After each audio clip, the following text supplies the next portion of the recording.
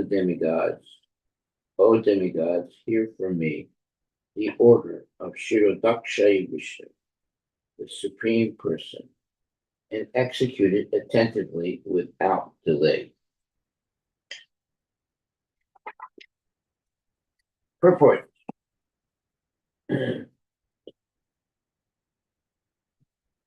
It appears that the words of the Supreme Personality of Godhead can be heard in trance by competent persons. Wow, interesting. Modern science gives us telephones by which one can hear sound vibration from a distant place.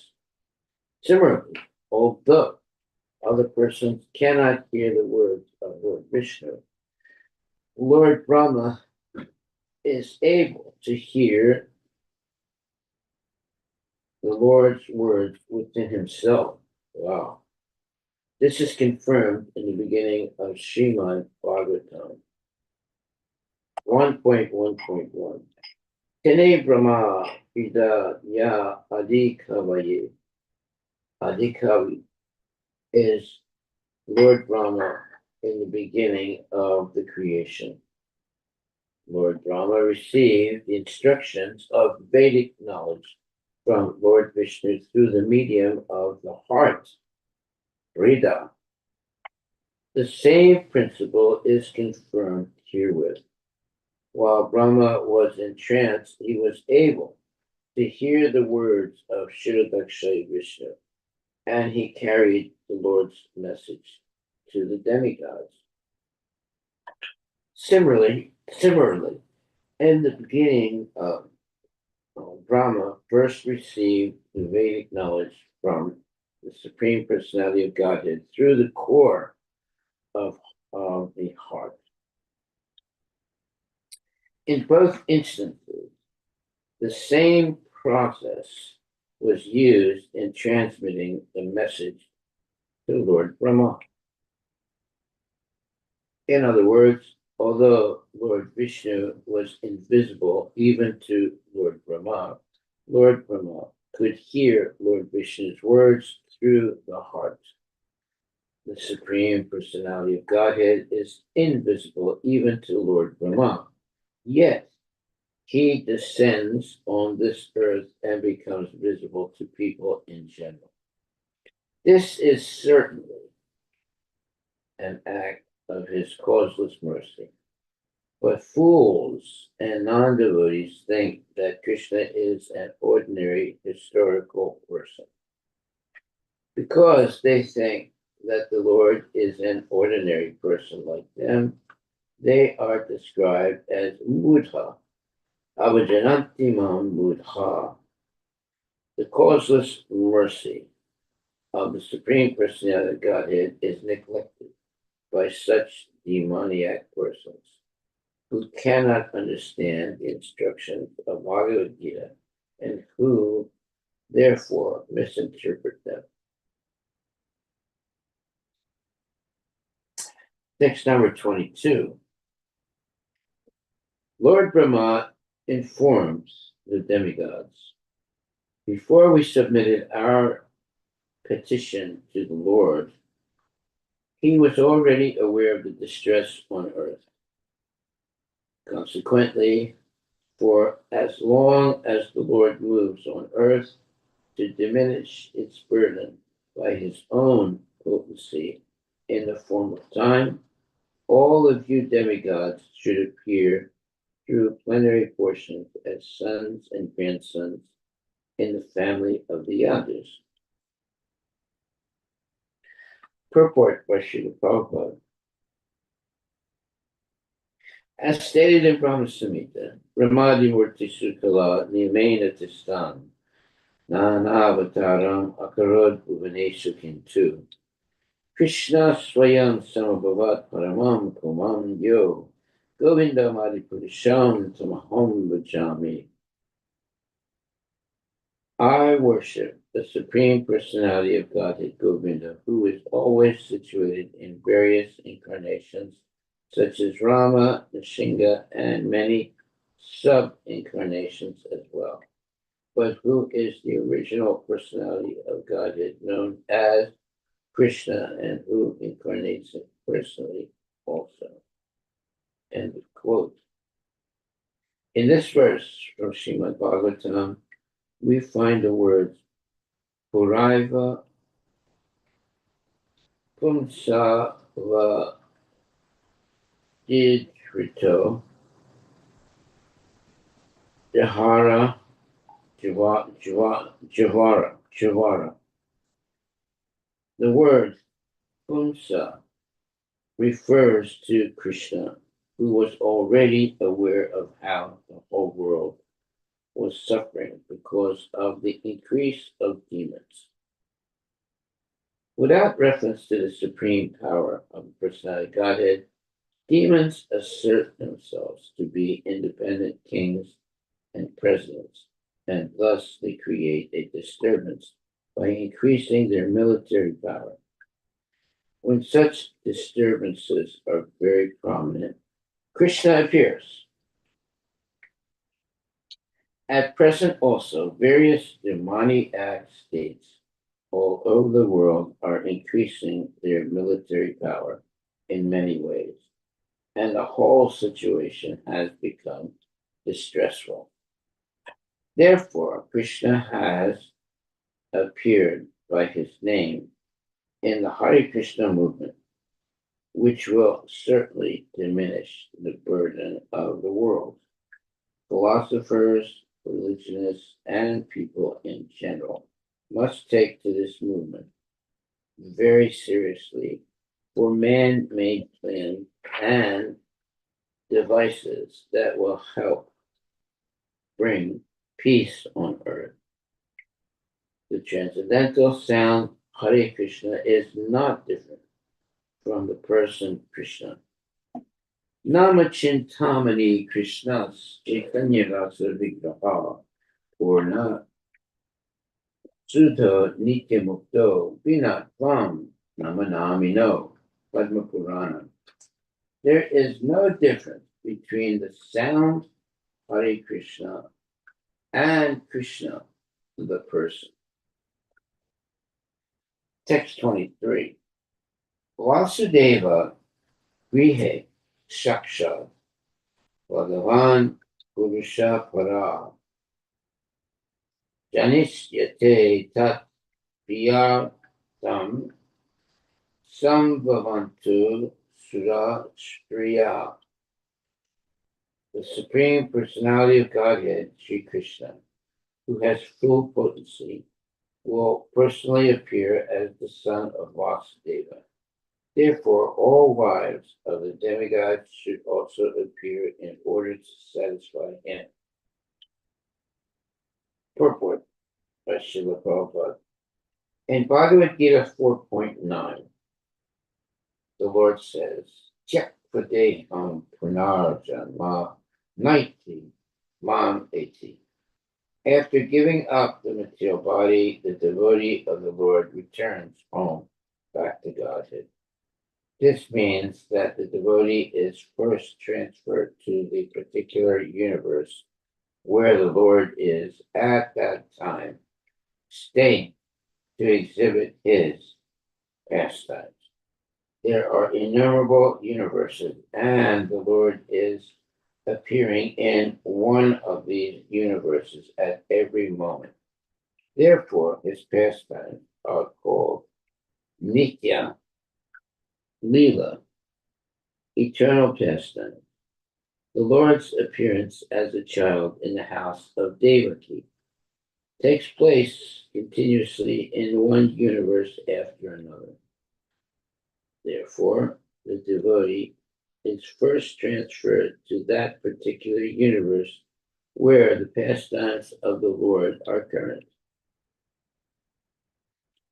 As stated in Bhagavad Gita, even if a devotee does not complete the course of devotional service, he enjoys the happiness of the heavenly planets, where the most pious people dwell, and then takes birth in the house of a Suchi or Shriman, a pious Brahmana or a wealthy Vaishya.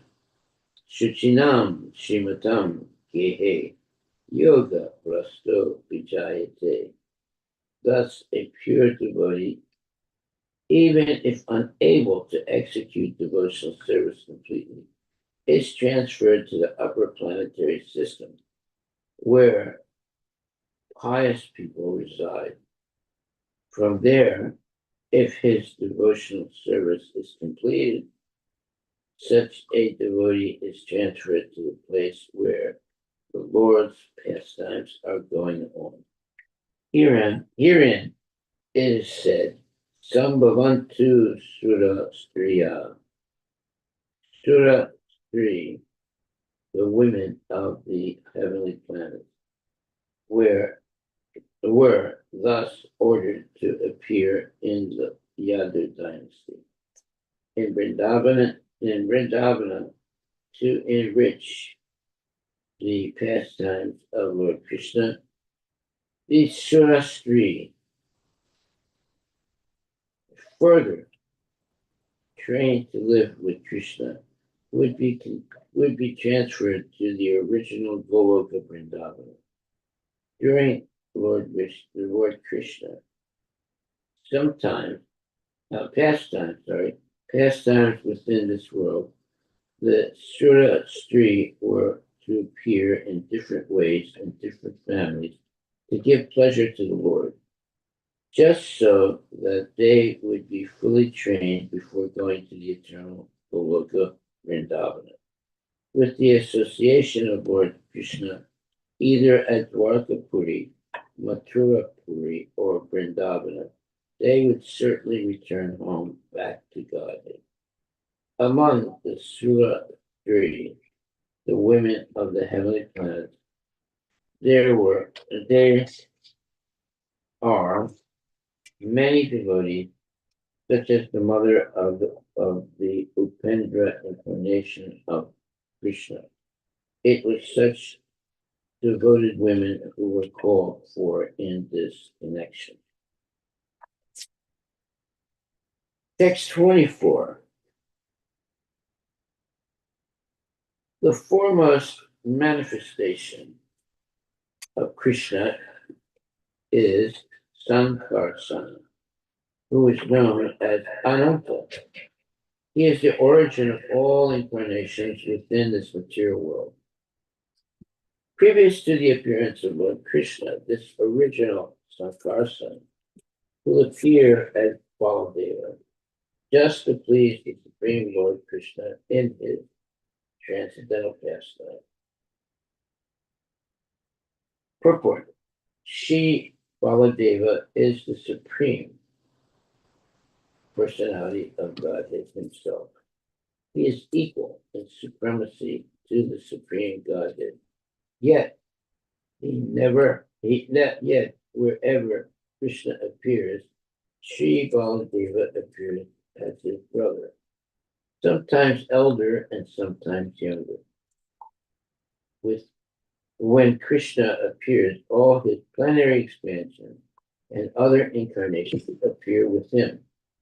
This is elaborately explained in Chaitanya Charitamrita. This time, Baladeva would appear before Krishna as Krishna's elder brother.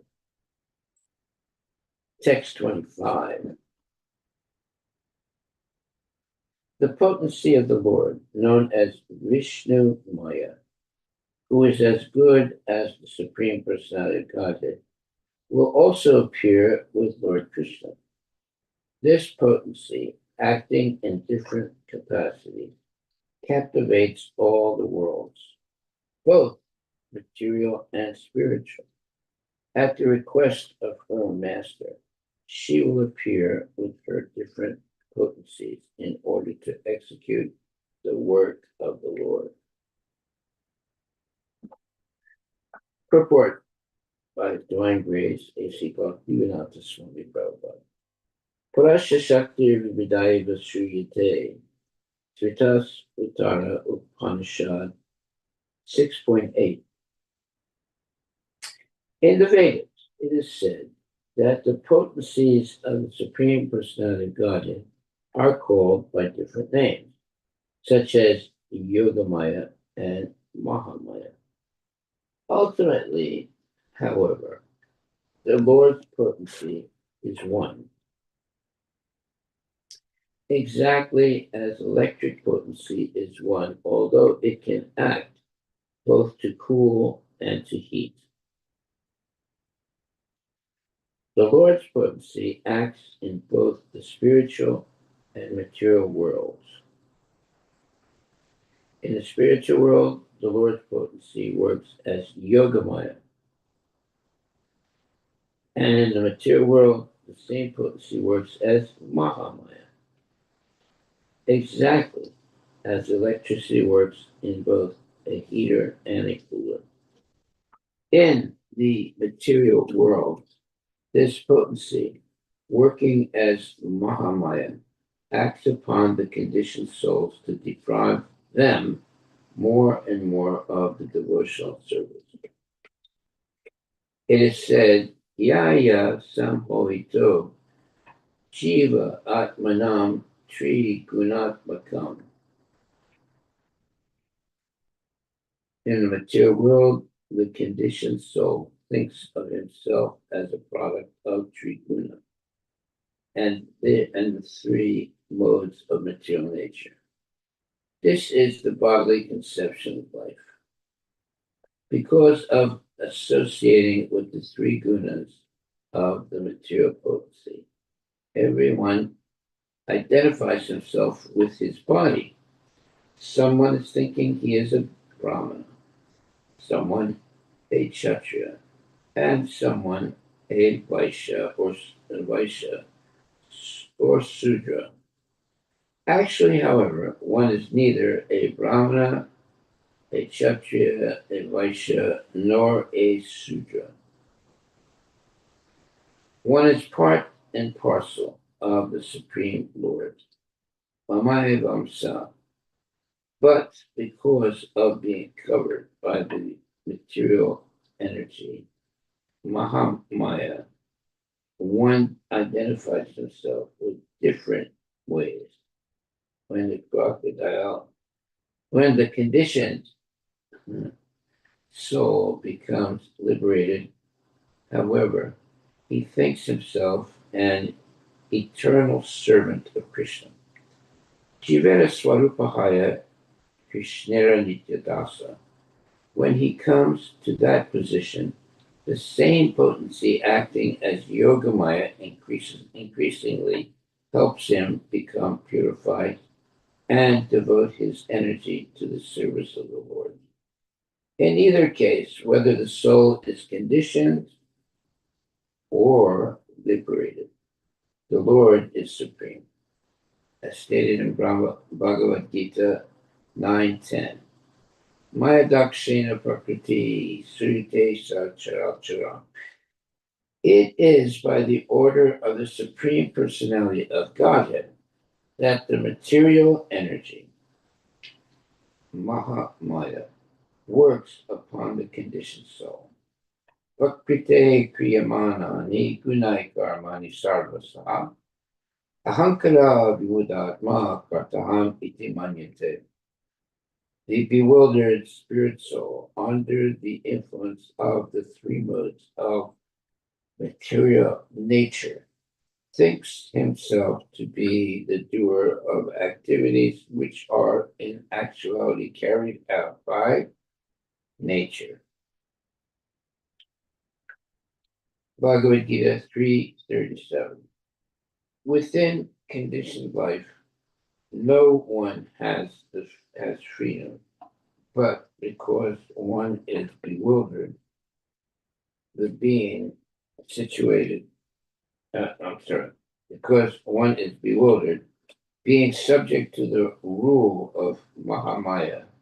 One second.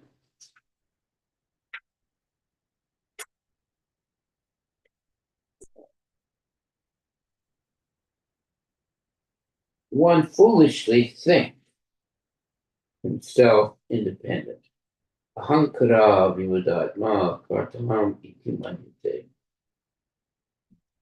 But when the conditioned soul becomes liberated by executing devotional service, he is given a greater and greater chance to relish a relationship with the Supreme Personality of Godhead in different transcendental statuses, such as Dasharasa, Sakyarasa, Vatsalya Rasa, and Madhurya Rasa. Thus, the Lord's potency, Vishnu Maya, has two features: avar, uh, avar anika, and unmukha. When the Lord appeared, his potency came with him and acted in different ways. She acted as Yogamaya with Yasoda, Devaki, and other intimate relations of the Lord. And she acted in a different way with Kamsa, Salva, and other asuras. By the order of Lord Krishna, his potency, Yogamaya, came with him and exhibited different activities according to the time and circumstances. Kar Yarta Sambhavishyati. Yoga Maya acted differently to execute different purposes desired by the Lord, as confirmed in Bhagavad Gita 9:13. Mahatmanastamam Partha Daivim Bhaktimasrita. The Mahatma who fully surrendered to the lotus feet of the Lord are directed by Yogamaya, whereas the Duratmas, those who are devoid of this devotional service, are directed by Mahamaya. Okay. So we have Yogamaya and Mahamaya. Yogamaya brings you closer to Krishna, and Mahamaya takes you away from Krishna. Text 26. Sukadeva Goswami continued, after thus advising the demigods and pacifying Mother Earth with very powerful Lord Brahma, who is the master of all other Prajapatis, and is therefore known as Prajapati Pati, returned to his own abode, Ramaloka. Text 27. Formerly, Shura Sena, the chief of the Yadu dynasty, had gone to live in the city of Mathura. There he enjoyed There he enjoyed the places known as Mathura and Shurasena. Text 28. Since that time, the city of Mathura had been the capital of all the kings of the Yadu dynasty. The city and district of Mathura are very intimately connected with Krishna, for Lord Krishna lives there eternally. Purport by Srila Prabhupada. It is understood that Mathura city is the transcendental abode of Lord Krishna. It is not an ordinary material city, for it is eternally connected with the Supreme Personality of Godhead. Vrindavana is within the jurisdiction of Mathura, and it still continues to exist. It still continues to exist. Because Mathura and Vrindavana are intimately connected with Krishna eternally, It is said that Lord Krishna never leaves Vrindavan. Vrindavan Pariyaja Padam Ekam Na Gachati. At present, the place known as Vrindavana in the district of Mathura continues its position as a transcendental place, and certainly anyone who goes there becomes transcendently purified. Navadvipa Dhamma is also intimately connected with Rajabhumi.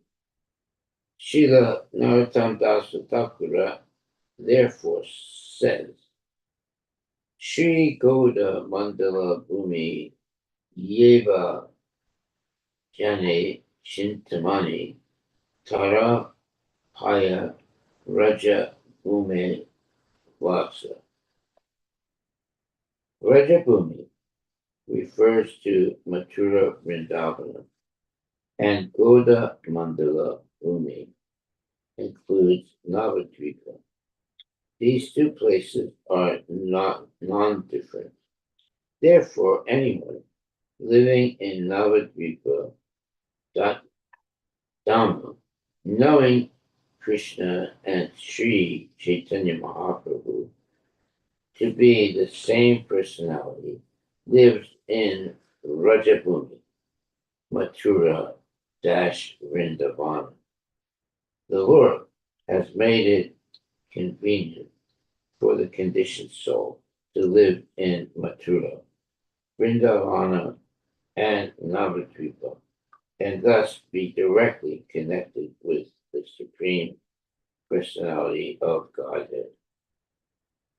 Simply by living in these places, one can immediately come in contact with the Lord. There are many devotees who vow. One second. Wow. There are many devotees who vow never to leave Vrindavana and Mathura. Oh, that's wonderful. This is undoubtedly a good vow. But if one leaves Vrindavana, Mathura, or Navadvipa Dhamma for the service of the Lord, he is not disconnected from the Supreme Personality of Godhead. At any rate, we must understand the transcendental importance of Mathura Vrindavana and Navadvipa Dhamma. Anyone who executes devotional service in these places, Navadvipa Dhamma, anyone who executes devotional service in these places certainly goes back home, back to Godhead, after giving up his body. Thus, the words Mathura Bhagavan Yatra Nityam Sani Hito Hari are particularly important. A devotee should fully utilize this instruction to the best of his ability. Whenever the Supreme Lord personally appears, he appears in Mathura because of his intimate connection with this place.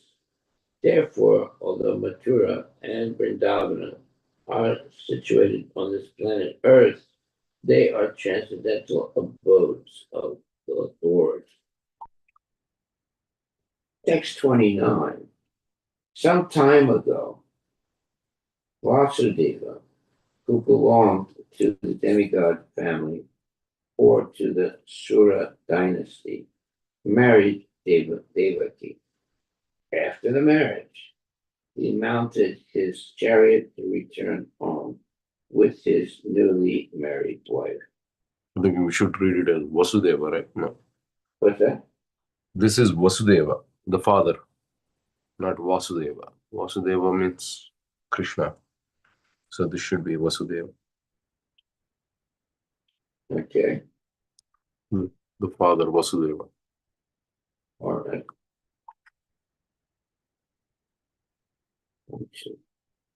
Some time ago, Vasudeva, okay, yes, Vasudeva, who belonged to the demigod family or to the Sura dynasty. After the marriage, he mounted his chariot to return home with his newly married wife. So there's Vasudeva and there's Vasudeva. Vasudeva is the father. Son of Vasudeva is called Vasudeva. Okay. Text 30. Ugrasena. Text 30. Second. Kamsa. Kamsa, the son of King Ugrasena, in order to please his sister David, on the occasion of her marriage, took charge of the reins of the horses and became the chariot driver. He was surrounded by hundreds of golden chariots. Text 31 and 32. Devaki's father, King Devaka, was very much affectionate to his daughter. Therefore, while she and her husband were leaving home, he gave her a dowry of 400 elephants, nicely decorated with golden garlands. Well, how are they going to feed all those elephants? You need a lot of money to feed all those elephants. He also gave 10,000 horses. So you got to feed them also. And 1,800 chariots and 200 very beautiful young maidservants, fully decorated with ornaments.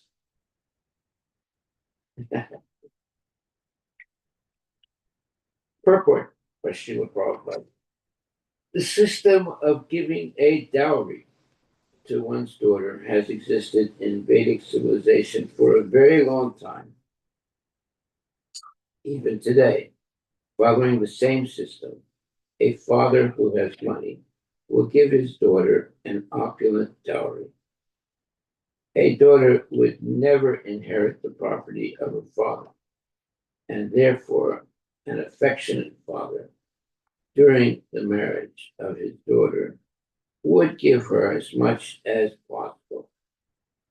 A dowry, therefore, is never illegal according to the Vedic system. Here, of course, the gift of offering as a dowry by Devaka to Devaki was not ordinary. Because Devaka was a king, he gave a dowry quite suitable to his royal position. Even an ordinary man, especially a high-class Brahmin, Kshatriya, or Vaishya, is supposed to give his daughter a liberal dowry. Immediately after the marriage, the daughter goes to her husband's house. And it is customary, and then it is also a custom for the brother of the bride to accompany his sister and brother-in-law to exhibit affection for her.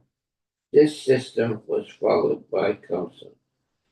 These are all old customs in the society of Varnashrama Dharma, which is now wrongly designated as Hindu. These long-standing customs are nicely described here. Okay. Text 33.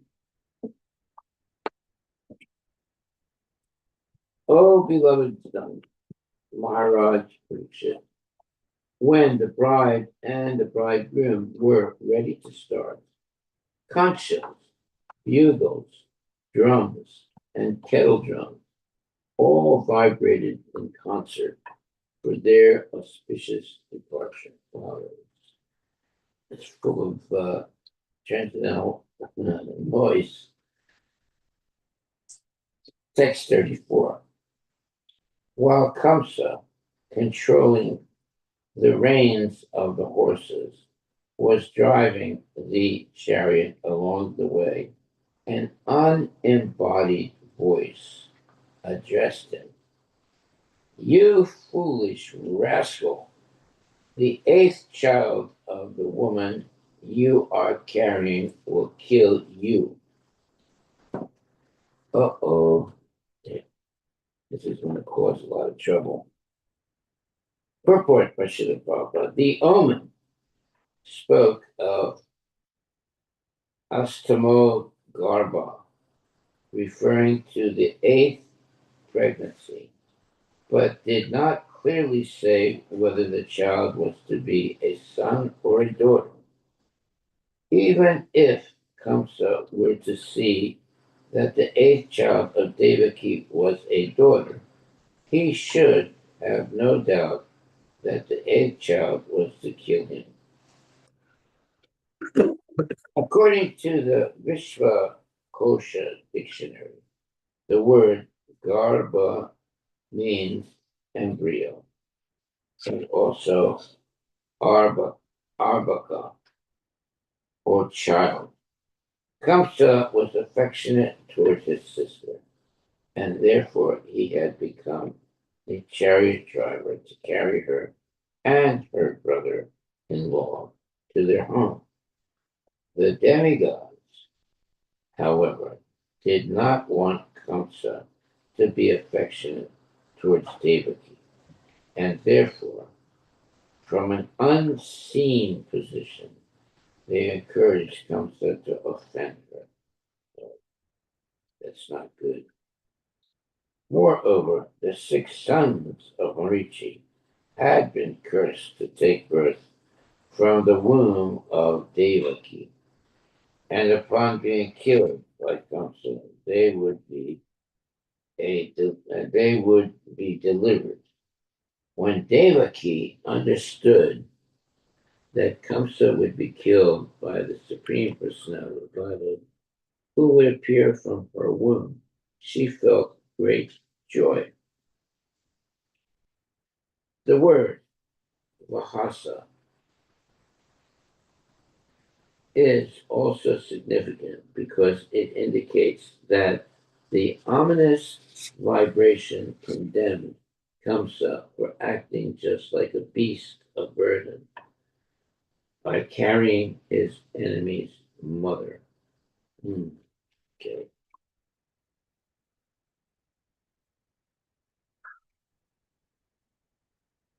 Text 35. Kamsa was a condemned personality in the Bhoja dynasty because he was envious and sinful. Oh, envy is very, very bad. And of course, being sinful is even worse.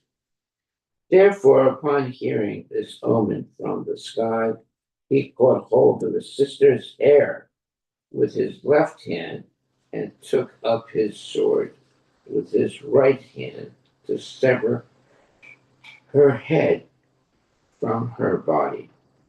Oh boy, right on her marriage day. Terrible. Purport. Kamsa was driving the chariot and controlling the reins with his left hand. But as soon as he heard the omen that his sister's eighth child would kill him, he gave up the rein, caught hold of his sister's ear, and with his right hand took up a sword to kill her. Before he had been so affectionate that he was acting as his sister's chariot driver. But as soon as he heard that His self-interest. interested, No, that his self-interest. his self-interest for his life was at risk, he forgot all the affection for her and immediately became an enemy. This is the nature of demons. No one should trust a demon. Oh boy, that's good, good, uh, Instruction. good knowledge. Mhm. No one should trust a demon, despite any amount of affection. Aside from this, a king, a politician, or a woman cannot be trusted, since they can do anything abominable for their personal interest. Chanakya Pandita therefore says, Vishvaso Naiva Kartavya Stri Su Raja Kuleshu Cha. Yeah, in other words, one should not trust a woman.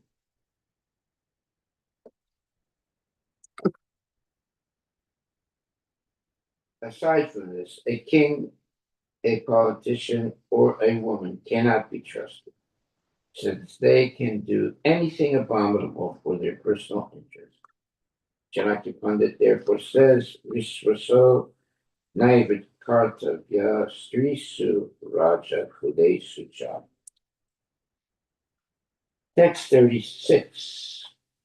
Wanting to pacify Kamsa, who was so cruel and envious that he was shamelessly ready to kill his sister, the great soul Vasudeva, who was to be the father of Krishna, spoke to him in the following words. Purport by Srila Prabhupada. Vasudeva, Vasudeva. Vasudeva, who was to be the father of Krishna, is described here as Mahabhaga, a very upright and sober personality, because although Kamsa was ready to kill Vasudeva's wife, Vasudeva remained sober and unagitated. In a peaceful attitude, Vasudeva began to address Kamsa by putting forward reasonable arguments. Vasudeva was a great personality because he knew how to pacify a cruel person and how to forgive even the bitterest enemy. One who is fortunate is never caught, even by tigers or snakes. Text 37. Vasudeva said, my dear brother-in-law Kamsa, you are the pride of your family, the Bhoja dynasty, and great heroes praised your qualities. How could such a qualified person as you kill a woman, your own sister, especially on the occasion of her marriage? Purport by Srila Prabhupada. According to Vedic principles, a Brahmana, an old man, a woman, a child, or a cow cannot be killed under any circumstance. Vasudeva stressed that Devaki was not only a woman, but a member of Kamsa's family. Because she was now married to Vasudeva, she was Parastri, another man's wife. And if such a woman were killed, not only would Kamsa be implicated in sinful activity, but his reputation as king of the Bhoja dynasty would be damaged. Thus, Vasudeva tried in many ways to convince Kamsa in order to stop him from killing Devaki. Wow, it's terrible. On the marriage day, going to kill the bride. Text 38. O great hero, one who takes birth is sure to die, for death is born with the body. One may die today or after hundreds of years, but death is sure for every living entity. Purport by Srila Prabhupada. Vasudeva wanted to impress upon Kamsa that although Kamsa feared dying and therefore wanted to kill even a woman, he could not avoid death. Death is sure. Why then should Kamsa do something that would be detrimental to his reputation and that of his family? As confirmed in Bhagavad Gita 2:27. Jatasya hi dhruvo mityur dhruvam janma ritasya cha tasmat apariharye rite natvam suchitam arhasi. For one who has taken his birth, death is certain. And for one who is dead, birth is certain. Therefore, in the unavoidable discharge of your duty, you should not lament. One should not fear death. Rather, one should prepare oneself for the next birth. One should utilize one's time in this human form to end the process of birth and death. It is not that to save oneself from death, one should entangle oneself in sinful activities. This is not good. Well, that's good advice. For Kamsa. Text 39. When the present body turns to dust and is again reduced to 5 elements, earth, water, fire, air, and ether, the proprietor of the body, the living being, automatically receives another body of material elements according to his fruitive activities. When the next body is obtained, he gives up the present body. Purport by Srila Prabhupada. This is confirmed in Bhagavad Gita, which presents the beginning of spiritual understanding.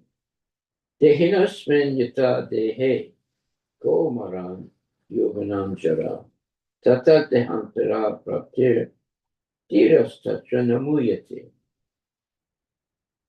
As the embodied soul continually passes in this body from boyhood to youth to old age, the soul similarly passes into another body at death. The self-realized soul is not bewildered by such a change. Bhagavad Gita 2.13. A person or an animal is not the material body. Rather, the material body is the covering of the living being.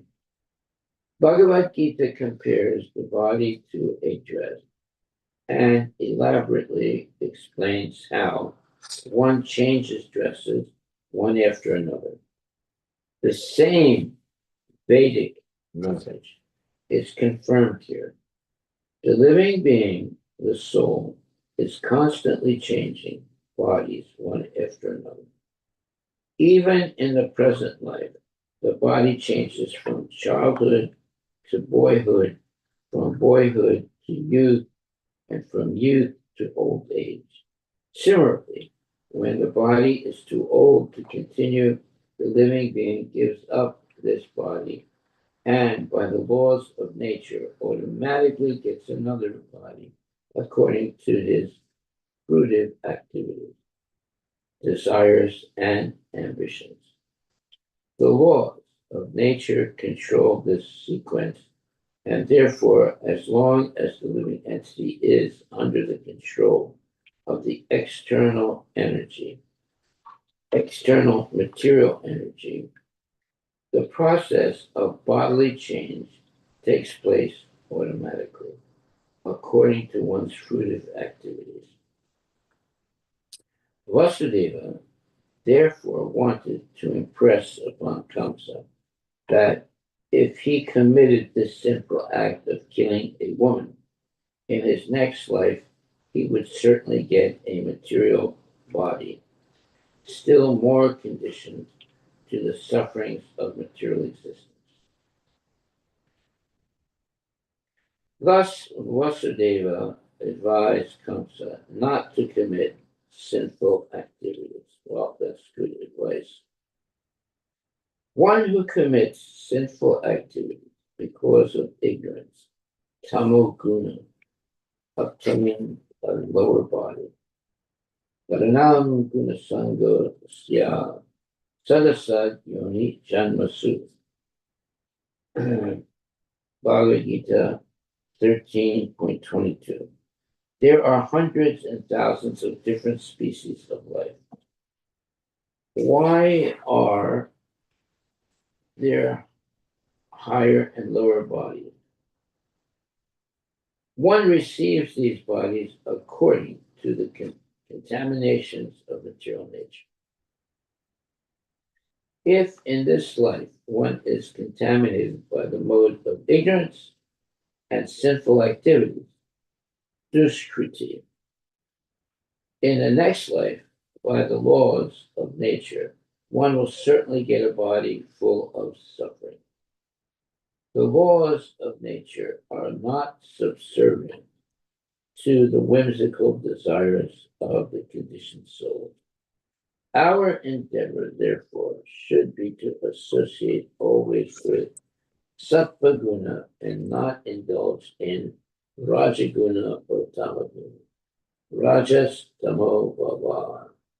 The lusty desires and greed keep the living entity perpetually in ignorance and prevent him from being elevated to the platform of sattva guna or Suddha sattva guna. One is advised to be situated in Suddha sattva guna, devotional service, for thus one is immune to the reactions of the three modes of material nature. Very good advice. Text 40. Just as a person traveling on a road rests one foot on the ground and then lifts the other, or as a worm on a vegetable transfers itself to one leaf and then gives up the previous one. The conditioned soul takes shelter of another body and then gives up the one he had before. Purport by Srila Prabhupada. This is the process of the soul's transmigration from one body to another. At the time of death, according to his mental condition, the living being is carried by the subtle body, consisting of mind, intelligence, and ego, to another gross body. When higher authorities have decided what kind of gross body the living entity will have, he is forced to enter such a body, and thus he automatically gives up his previous body. Dull-minded persons who do not have the intelligence to understand this process of transmigration take for granted that when the gross body is finished, one's life is finished forever. Such persons have no brains with which to understand the process of transmigration. At the present moment, there is a great opposition to the Hare Krishna movement, which is being called a brainwashing movement. But actually, the so-called scientists, philosophers, and other leaders in Western countries have no brains at all. They're brainless. The Hare Krishna movement is trying to elevate such foolish persons by enlightening their intelligence so that they will take advantage of the human body. Unfortunately, because of gross ignorance, they regard the Hare Krishna movement as a brainwashing movement. They do not know that without God consciousness, one is forced to continue transmigrating from one body to another because of their devilish brains. They will next be forced to accept an abominable life and practically never be able to liberate themselves from the conditional life of material existence. How this transmigration of the soul takes place is very clearly explained in this verse. Text 41. Is our time over? Yeah. We are at time. Yeah. Okay, well, let's just do one more.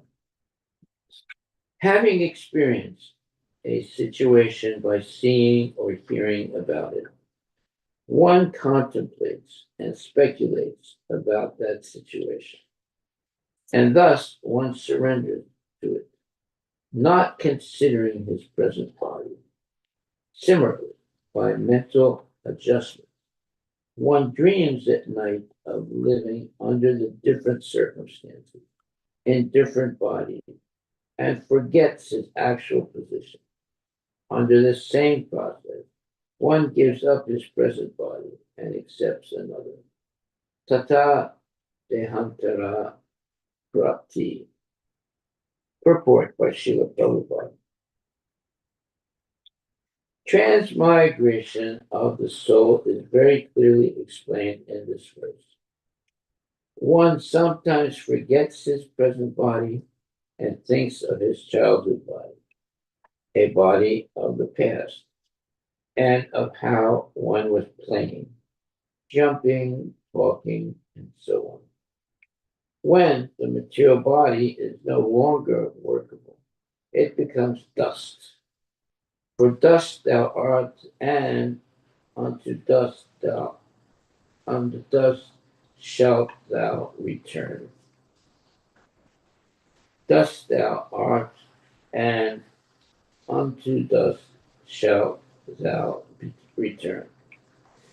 But when the body again mixes with the five material elements, earth, water, fire, air, and ether, the mind continues to live.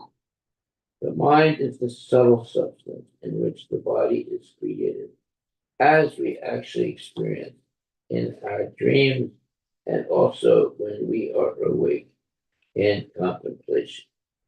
One must understand that the process of mental speculation develops a new type of body that does not actually exist.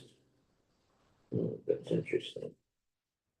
If one can understand the nature of the mind, manoratena, and its thinking, feeling, and willing, one can very easily understand how from the mind different types of bodies develop. The Krishna consciousness movement, therefore, offers a process of transcendental activities wherein the mind is fully absorbed in affairs pertaining to Krishna. The presence of the soul is perceived by consciousness, and one must purify his consciousness from material to spiritual, or in other words, to Krishna consciousness. That which is spiritual is eternal, and that which that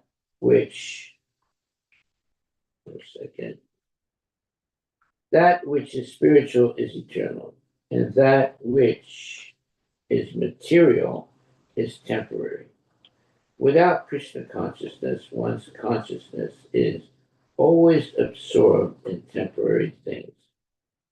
For everyone, therefore, Krishna recommends in Bhagavad Gita 9:34, Man mana bhava mad bhakto mad yachi mam namaskuru. One should always be absorbed in thought of Krishna. One should become his devotee. One should always engage in his service and worship him as the supreme great. And one should always offer him obeisances. In the material world, one is always a servant of a greater person. And in the spiritual world, our constitutional position is to serve the supreme, the greatest, Param Brahma. This is the instruction of Sri Chaitanya Mahaprabhu. Shivera Swarupahaya Nityara Krishna Das. Chaitanya Charitamrita Madhya 20:108. To act in Krishna consciousness is the perfection of life and the highest perfection of yoga. As Lord Krishna says in Bhagavad Gita 6:47, Yoginam apisarvasam mad gatanantaratmana shadavam bachate yomam samayuktamomata. Of all yogis, he who always abides in me with great faith, worshipping me in transcendental loving service, is most intimately united with me in yoga, and is the highest of all. Let me read that again. Of all yogis, he who always abides in me with great faith, worshipping me in transcendental loving service, is most intimately united with me in yoga and is the highest of all. The condition of the mind, which flickers between sankalpa and vikalpa, accepting something and rejecting it, is very important in transferring the soul to another material body at the time of death. Yam yam vapi smaran bhavam Tejat ante kalevaram tam tam evaiti konteya charata bhava bhavita. Whatever state of being one remembers when he quits his body, that state he will attain without fail. Bhagavad Gita 8:6. Therefore, one must train the mind in the system of bhakti yoga, as did Maharaj Ambarish, who kept himself always in Krishna consciousness.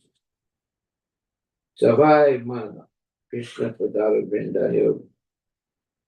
One must fix the mind at the lotus feet of Krishna 24 hours a day. If the mind is fixed upon Krishna's lotus feet, the activities of the other senses will be engaged in Krishna's service. Rishikena, Sevanam Bhakti Uchate, to serve Rishikesha, the master of the senses, with purified senses is called Bhakti. Those who constantly engage in devotional service are situated in a transcendental state, above the material modes of nature. As Krishna says in Bhagavad Gita 14:26, Mam chayo vicharena bhakti yogena sevate sagunam samatitaitam brahma bhuyaya kalpate. One who engages in full devotional service who does not fall down in any circumstance, at once transcends the modes of material nature, and thus comes to the level of Brahman. One must learn the secret of success. Now we're getting somewhere.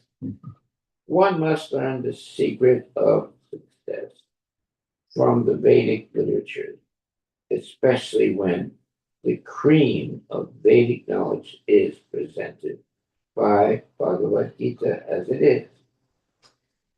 Because the mind is ultimately controlled by the Supreme Personality of Godhead Krishna. The word apasmritya,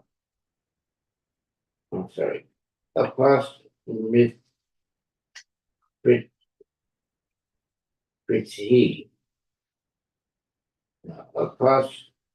apasmriti is significant.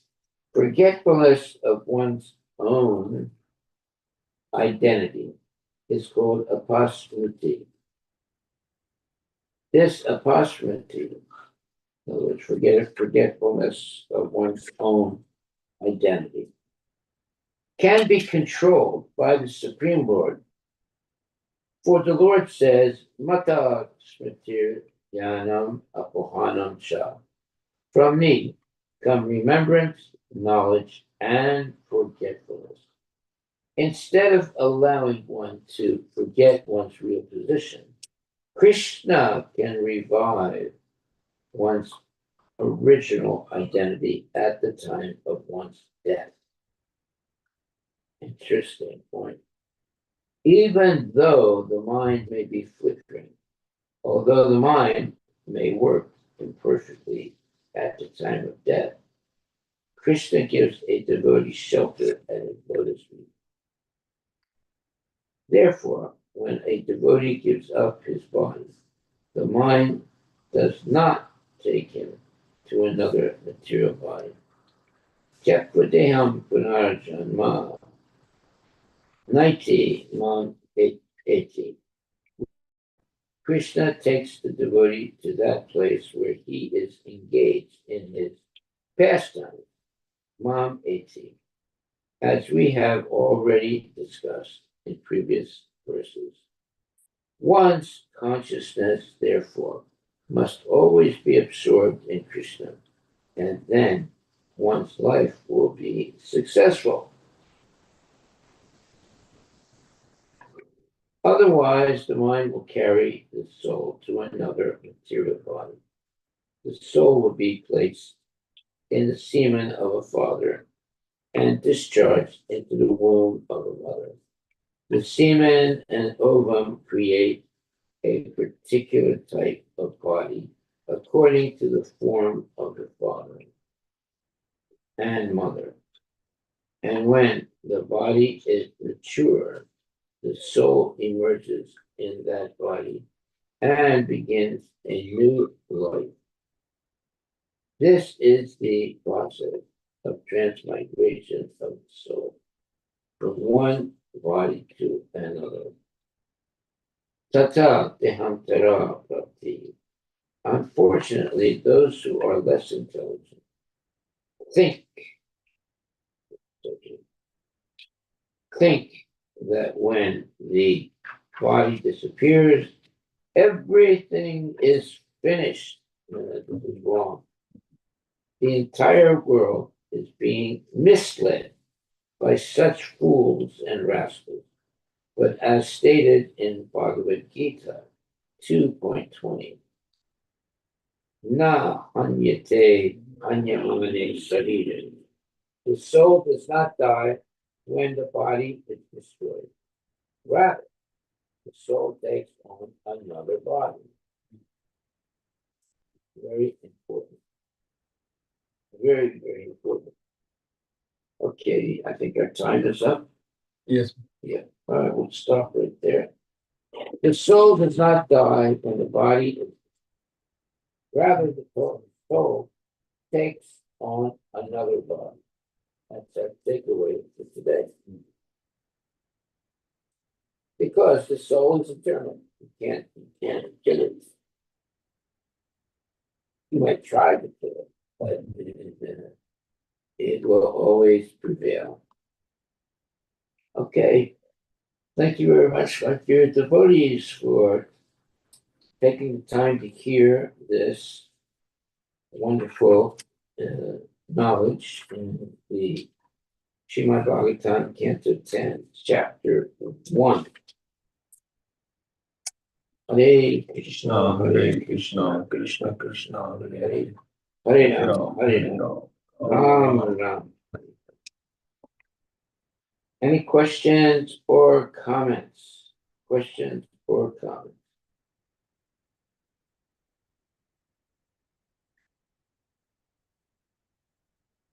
Hare Krishna Guru Maharaj, please accept my humble obeisances. All glories to Srila Prabhupada.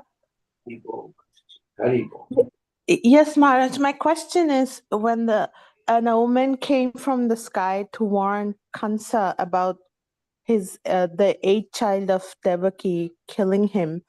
So if it, they did that in front of him, they could have just done it secretly. Otherwise, the first seventh child wouldn't have been killed of Devaki. Can you elaborate on that, please?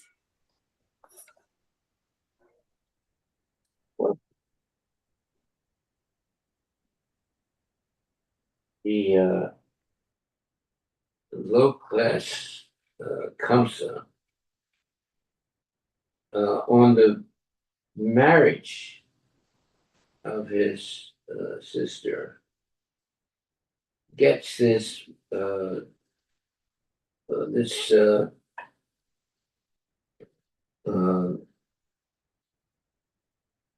this knowledge that the eighth child is going to kill him. The eighth child of his sister is going to kill him. He goes crazy, and he wants to kill his sister. But then uh, the husband of or the husband of the sister is able to pacify Kamsa by guaranteeing that every time a child is born, he will bring the child to Kamsa, and Kamsa can do whatever he wants. And because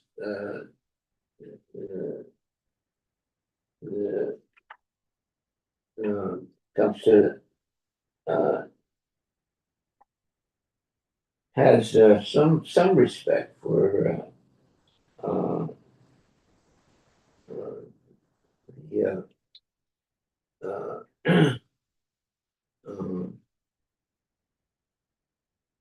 the brother of he accepts and trusts that every time a new child is born, the husband will bring the child so that Kamsa can kill it. Yeah, these crazy people. So, such a situation is horrible. And because of the horror, we have to adjust our consciousness to know with complete confidence that Krishna is the Supreme Personality of Godhead, and he will always protect his devotee. That is the most important thing. And of course, Kamsa was not able to kill the what was it, eighth child, and eventually that child grew up and killed Kamsa. So, when people have such crooked and crazy uh, desires, uh, many things will happen to thwart their plans of unnecessarily killing. But we have to be Krishna conscious to be protected by the mercy of Krishna. So many people are being killed every day in the world. That's because they're not actually following Krishna consciousness. Therefore, they are unnecessarily killed by bad people. When one is a devotee and is strictly following the principles of Krishna consciousness, Krishna guarantees that he will protect such devotees. That is what we should focus our mind on. Otherwise, we will be confused, scared, and what you would call con- always scared about what might happen. But when a devotee has full faith in Krishna and follows the rules and regulations of Krishna consciousness strictly, he's not afraid of anything because of the statement by Krishna, Kunteya Pratijanihi Nameva Pranashati. Declare it boldly, Arjuna, that my devotee never perishes. So, this is the absolute guarantee that the sincere devotee will always be protected by Krishna's mercy. That is absolutely necessary to understand in order to become a devotee.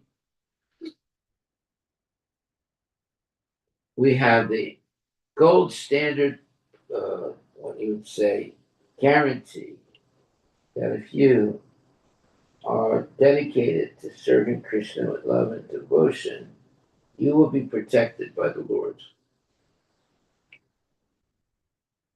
We should not doubt that at all. We have full confidence that Krishna will protect his devotee. That is the culture of a devotee.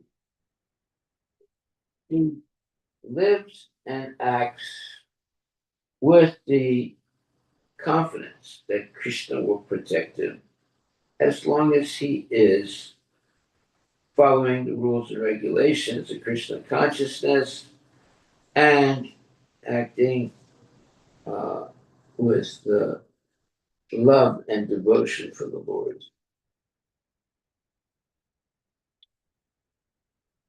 Okay, so, and our takeaway for today is the following.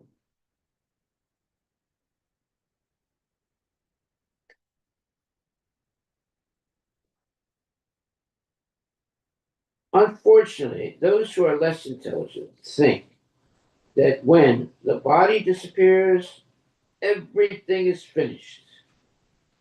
The entire world is being misled by such fools and rascals. But as stated in Bhagavad Gita 2.20, Nahanyate hanyamane saride, the soul does not die when the body is destroyed. Rather, the soul takes on another body. That is our takeaway for today. Nahanyate hanyamane sarire. The soul does not die when the body is destroyed. Rather, the soul takes on another body. Now, most people cannot understand this. But to become a devotee means that you actually believe the knowledge that's being given in the Srimad Bhagavatam. If you don't believe in it, then you'll be always a person who has doubts. But if you do believe, then you're not always in a state of panic. You have complete confidence. Kaunteya pratijanihi nami bhakta pranasiti. Declared boldly Arjuna, declared boldly Arjuna that my devotee will never perish. So we have to have that faith. Although here it says, unfortunately, those who are less intelligent think that when the body disappears, everything is finished. The entire world is being misled by such fools and rascals. But as stated in Bhagavad Gita 2.20, Nahanyate hanyamane sarire, the soul does not die when the body is destroyed. Rather, the soul takes on another body. If we believe this, we become genuine devotees. We'll be always confident. We always will have confidence and in the promise or the guarantee, not promise, but the guarantee that Nahanyate hanyamane saride. The soul does not die when the body is destroyed. Rather, the soul takes on another body.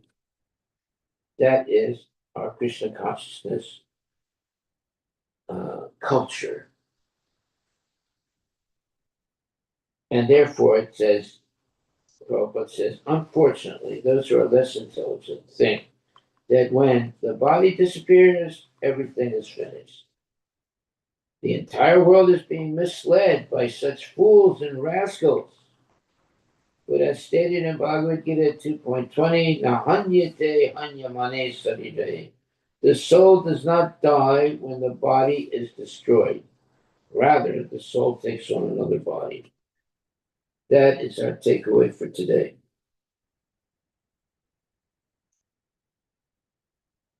Unfortunately, those who are less intelligent think that when the body disappears, everything is finished. Yeah, the less intelligent people believe that, but it's not a fact. The entire world is being misled by such fools and rascals. Yeah, you can never kill the soul. But people think that when you die, that's it. You're finished. No. But it's stated in Bhagavad Gita 2.20, Nahanyate hanyamane sarire. The soul does not die when the body is destroyed. Rather, the soul takes on another body. Okay, my dear devotees, that's our takeaway for today. The soul does not die when the body is destroyed. Rather, the soul takes on another body. Haribol. Haribol. They don't teach this in any university. They go other way around, Maharaj. Yeah, the soul dies. All right. Thank you very much, my dear devotees. And we should have a festival today Haribol. because what we just heard is so important. The entire world is being misled by such Unfortunately, those who are less intelligent think that when the body disappears, everything is finished. The entire world is being misled by such fools and rascals. But as stated in Bhagavad Gita 2.20, Nahanyate hanyamane sarire, the soul does not die when the body is destroyed. Rather, the soul takes on another body. If we just understand this, we become devotees.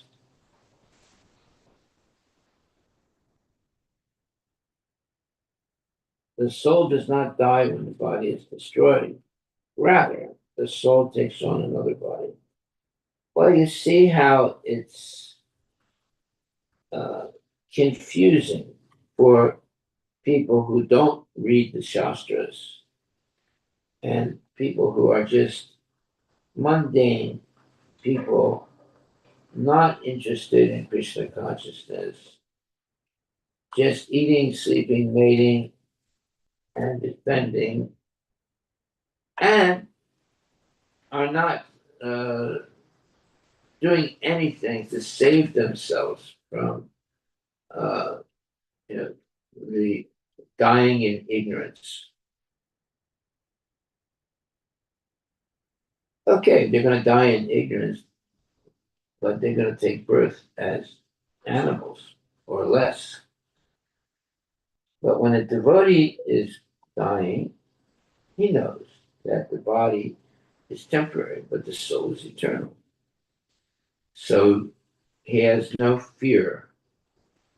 He's absolutely dedicated to serving Krishna right up to his last breath. Understanding that he is not the body and that his soul is immortal. But see, that's for everyone, even the demons. The soul is immortal. But the demons don't accept that the soul is immortal. Therefore, they have to suffer unnecessarily. Whereas the devotees know that the soul is immortal. They don't do anything foolish, but they have faith that if they serve Krishna with love and devotion, they will always be protected by Krishna.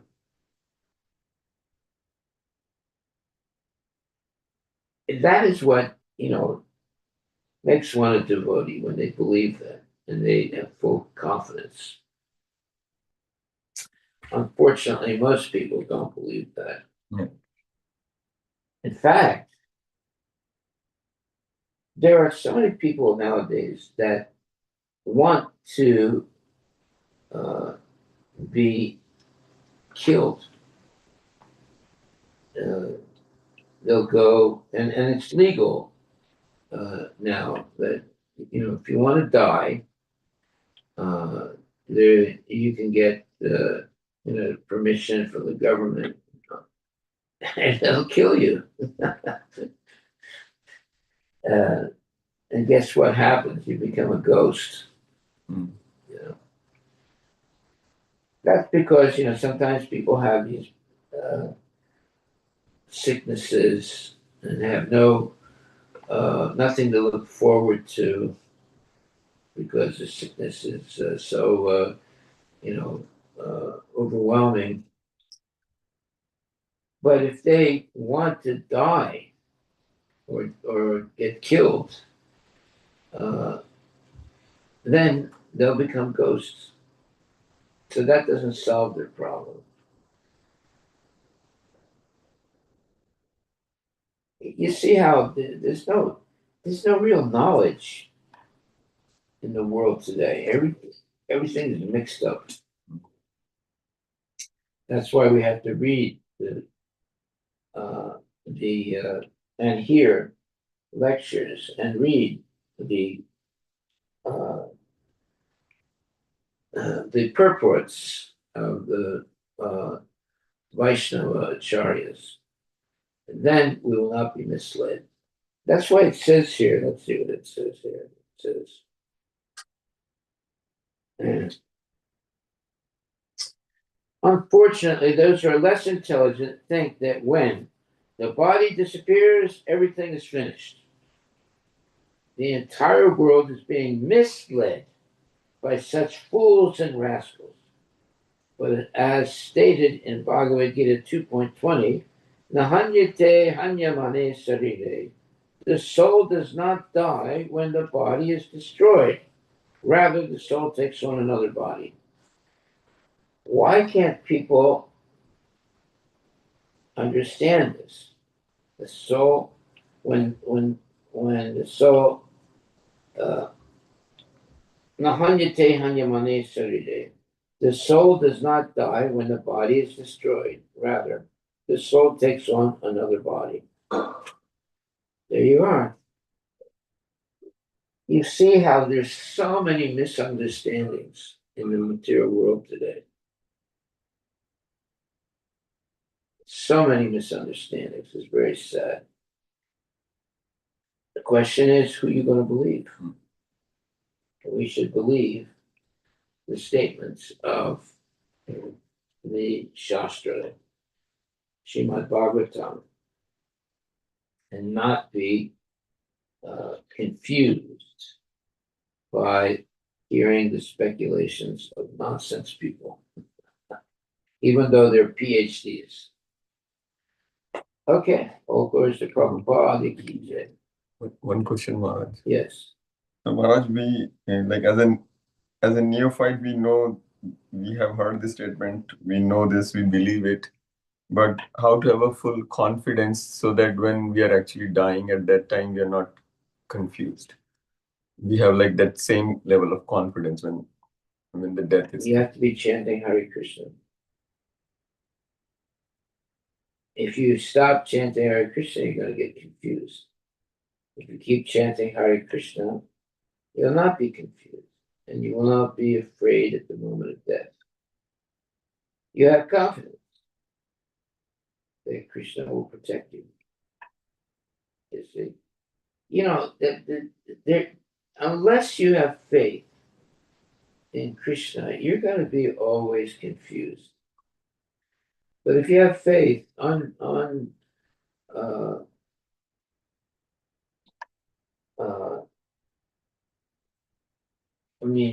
genuine faith that Krishna will protect you, then you have a peaceful and happy life. But if you have doubts, then you're going to unnecessarily suffer. So, how many people are reading the Shastras? Like, how many people are reading books like this around the world? There are others, that's for sure. But how? But it's a small number compared to all the people in the world. So people are dying in ignorance, and they're taking births as animals or worms or whatever because of their lack of faith in God and because of their sinful activities. So the first thing you learn as a devotee is to give up sinful activities. That's only going to put you in a very bad position if you're engaging in sinful activities, killing, unnecessary killing, and becoming an atheist, not believing in God, and all these things. These are artificial ways of ruining your life. But people are learning this. They're learning it in schools, actually. And so many people say, I don't believe in God. It's shocking. And they think, when I die, everything is over. That's not, see, I don't believe in God. That's a false statement. When I die, there's going to be nothing. That's a false statement. That's why here it says, unfortunately, those who are less intelligent think that when the body disappears, everything is finished. The entire world is being misled by such fools and rascals. But as stated in Bhagavad Gita 2.20, excuse me, Nahanyate hanyamane sarire, the soul does not die when the body is destroyed. Rather, the soul takes on another body. There it is. And nobody's teaching that at school. And people believe, when you die, that's it, it's finished. Not finished at all.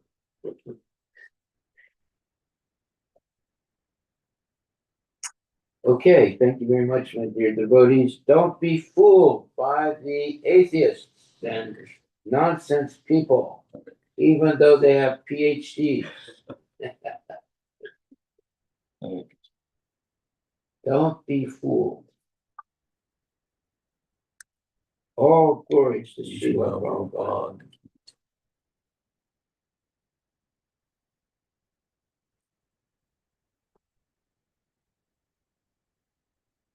Haribol, Haribol, Haribol.